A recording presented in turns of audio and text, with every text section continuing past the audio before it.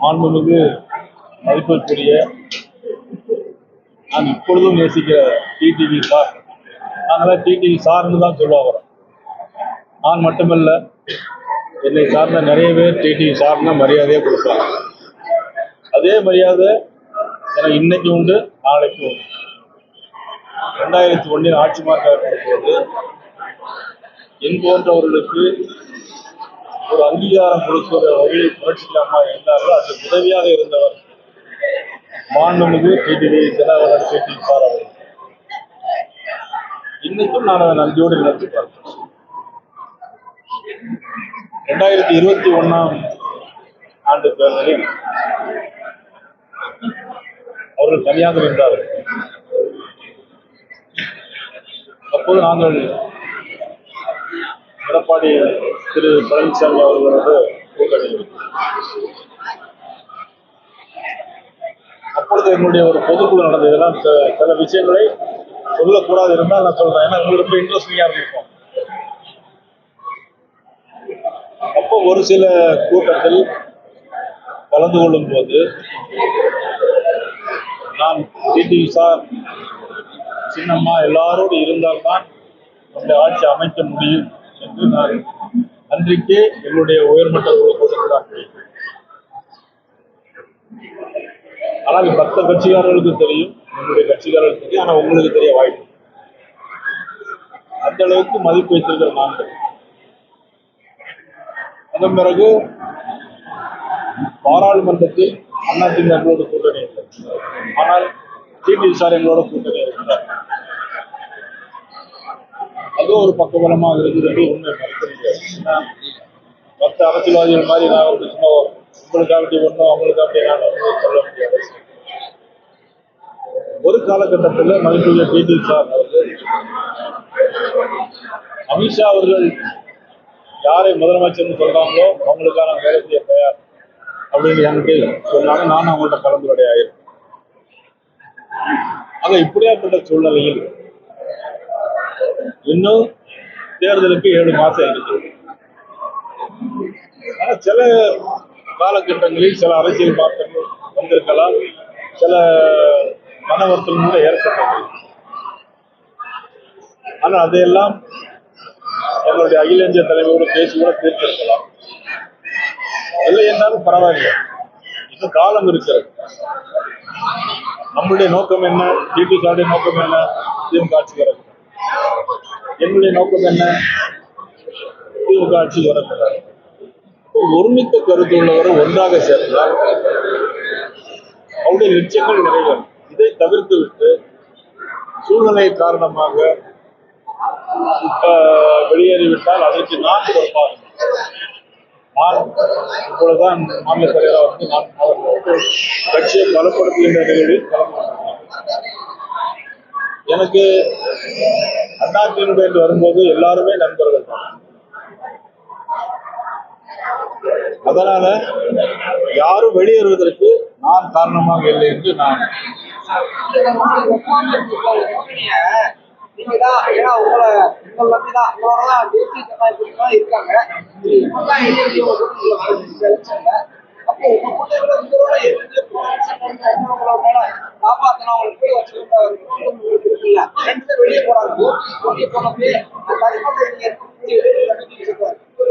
அதாவது DD sir அவரை பற்றி தான் பேசணும்.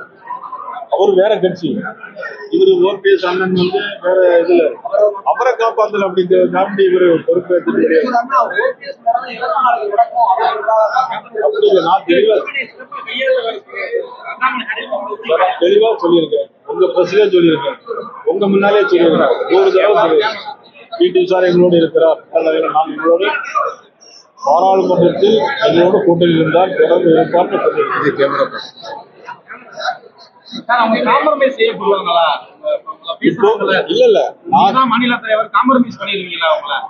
அவர்கள் சொன்னால் நான் நேரடியாக போய் பேச தயாராக இருக்கேன். அதுக்குள்ள டிடி சார் நான் தயாராக.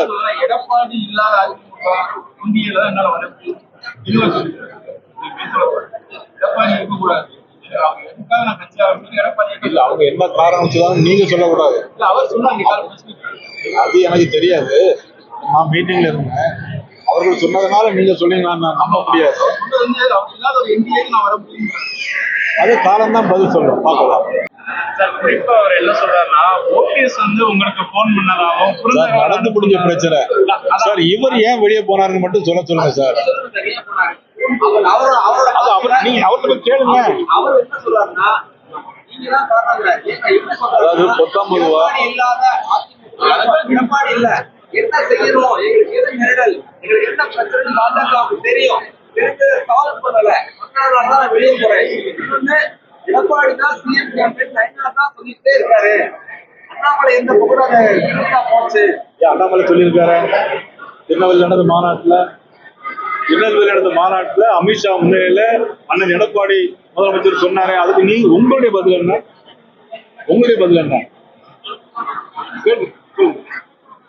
ப்ளீஸ் சொல்லுங்க, உங்களுடைய பதில் என்ன?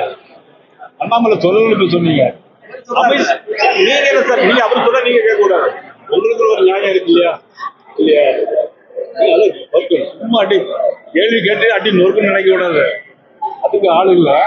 அமித்ஷா முன்னிலையும் சரி, அதுக்கு அந்த பொதுக்கூட்டத்திலையும் திரு அண்ணாமலை அவர்கள் எடப்பாடி பழனிசாமி முதலமைச்சராக்க வேண்டும் அப்படின்னு பேசியிருக்கேன்.